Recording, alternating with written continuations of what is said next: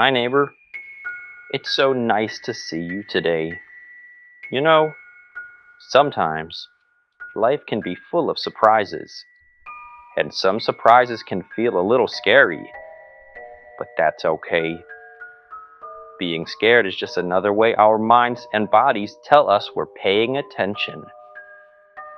I've never made a video like this.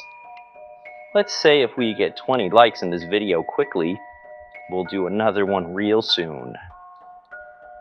Well, are you ready? Tonight's story is called, Where's Ethan? We always walked home from school together, me and Ethan. He lived just 2 streets over, and we'd been friends since we were 5. It was one of those easy friendships, the kind where you didn't need to talk all the time to know that you had each other's backs. Isn't it wonderful to have a friend like that? Someone that you can just be with, no matter what? But the last few weeks, Ethan wasn't himself. He was jumpy, distracted, always glancing over his shoulder like someone was following him. "Do you hear that?" he'd ask, stopping dead in the middle of the sidewalk. I never did. At first, I thought he was just messing with me. Ethan liked scary stories, and he liked freaking me out even more. But this was different. He wasn't laughing or trying to spook me. He actually looked scared. "I keep seeing this man," he said one afternoon as we turned onto my street. "Who?" I asked. Ethan hesitated, then shook his head. "Never mind. You wouldn't believe me," he said, and he ran crying to his house. Oh dear. Ethan's keeping something to himself, isn't he? It can be hard to share what's on your mind when you think no one will understand. Have you ever felt like that? Sometimes it helps to remember that even if someone doesn't understand right away, they can still care. And that's a good place to start. It bothered me how serious he looked, but I didn't press him. I figured he was just stressed. His parents were fighting a lot, and he'd been quiet ever since his dad moved out. The next day, Ethan was worse. He showed up late to school, pale and sweating, his hands shaking so bad he couldn't hold a pencil. The teacher sent him to the nurse. I offered to walk him, since he looked so bad. When I asked him what was wrong, he just stared at me like he was trying to decide if he could trust me. I thought maybe he was having a fever. The nurse said he didn't have a fever, but maybe just needed to rest a little. So she sent me back to class and let Ethan sit in her office for a while. You know, rest is such a wonderful thing, isn't it? When we're overwhelmed, even a few moments of quiet can help us feel a little better. Maybe that's what Ethan needs right now. Just a little time to feel safe and calm. I sure hope it helps him. I saw him at lunch. He looked a little better. We sat down with our food when he started talking. "There's this guy," he said. His voice was low. "He's tall, like really tall, and he's thin, but not normal thin. It's like he doesn't have bones or something." I laughed, thinking it was another one of his stories. But the look on his face shut me up fast. "He doesn't have a face," Ethan whispered. His eyes were darting around, like he was afraid someone might overhear. "Just a blank white head and his arms. they're wrong. Too long. And sometimes they have a bunch of shadows or something. Oh my. What a spooky picture Ethan is painting for us. It can be fun to imagine make-believe creatures in a safe place, like reading a story or watching a cartoon. But when those thoughts follow us into the real world, it can feel very overwhelming. He's following me, he continued. Everywhere I go, he's in the trees outside my house, at the edge of the field near the school. In my dreams, always just standing there, watching me. Ethan, I said, trying to sound calm. But he cut me off.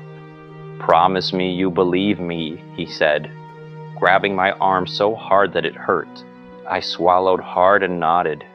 Yes, I believe you, Ethan. I swallowed hard and nodded. Yes, I believe you. But I didn't. Not really. I could tell he was definitely worried about something. But I just said I believed him because I was scared. That's a really big thing to ask of someone, isn't it? Promising to believe. Ethan must have felt very scared and alone to ask for that. Have you ever needed someone to believe you, even if you weren't sure they would? It's not always easy, but being a good friend means listening and trying our best to understand. Over the next week, Ethan got worse. He stopped going to school, and when I went to his house, his mom said he was sick and didn't want to see anyone. I'd seen him sick before. We'd both get the flu and hang out together. So this wasn't his mom trying to keep us apart. He must really be sick, I thought. I didn't know what to do. I left him messages, tried to get him to talk to me, but he wouldn't. You know, when someone isn't feeling well, whether it's their body or their mind, it's easy to feel helpless. But even if we can't see them, we can still care about them. Then one night, my phone buzzed with a text from Ethan. Come outside. I glanced at the clock. It was after midnight. My parents were asleep, and I knew I shouldn't. But I hadn't seen him for almost a week, and he was my best friend. Sometimes our curiosity and concern for others can lead us to make choices we wouldn't normally make. Have you ever felt torn between what you should do and what your heart is telling you? That's a big feeling to carry, especially late at night. When I stepped outside, Ethan was standing at the edge of the front yard, just barely visible in the glow of the street lamp. Ethan? I called. He did not answer, just motioned for me to follow. I hesitated, but eventually followed him down the street and into the woods behind the neighborhood. He didn't say a word the entire time, just kept walking deeper and deeper into the trees. Finally, he stopped in a clearing and turned to face me. He started acting crazy, hitting his head, pulling his hair. You shouldn't have come, he said, his voice trembling. What are you talking about? Ethan, you messaged me. You were waiting outside of my house. I did not do that. Oh no, he's here, Ethan whispered, looking past me into the darkness.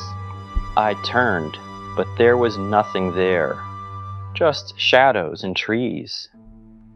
Ethan, there's no one. Don't look at him, Ethan screamed, grabbing my face. Don't look or he'll follow you too. Just go, he yelled, shoving me backwards. I'll be fine, But you have to go now. Have you ever tried to be brave for someone else, even when you were scared yourself? That's what Ethan is doing here. It takes a lot of courage to put someone else's safety before your own, and it shows how much he values their friendship. I wanted to argue, to drag him back home, but something in his voice scared me more than the dark woods ever could. I turned and ran as fast as I could, and then I think I heard him scream. When I reached my house, I locked the door and called Ethan's mom. She sounded confused when she picked up. She said Ethan was in his room and hadn't left all night. Isn't it strange how reality can feel like it's split in two sometimes? Ethan's friend just saw him in the woods, but now his mom is saying he's home. Moments like these remind us how much we rely on what we see and hear to make sense of the world, and how unsettling it can be when things just don't add up. I didn't sleep that night. I was so confused. Ethan was home. Did I dream what happened? The very next day, Ethan wasn't at school. His mom said he left early in the morning, but no one from school said they saw him. The police searched the woods, the fields, everywhere, but there was no trace of him. They called it a runaway case, said he must have been struggling with his parents' divorce. But I knew the truth. I can still hear his voice in my head, begging me to believe him. Isn't it amazing how someone's voice can stay with us even after they're gone? It's like a little part of them is still with us, reminding us of who they were and what they needed. That's a very special kind of memory to carry. And sometimes, when I'm alone, I think I see something out of the corner of my eye. Something tall and thin, standing just at the edge of the trees, watching. Thank you for sharing this story with me. It's not easy to talk about scary or sad things, but by sharing them, we help others feel less alone. And remember, even when things feel dark or confusing, there's always a light to be found in our memories, in our connections, and in the people who care about us. Now it's time for Timmy Explains Horror. Take it, Timmy.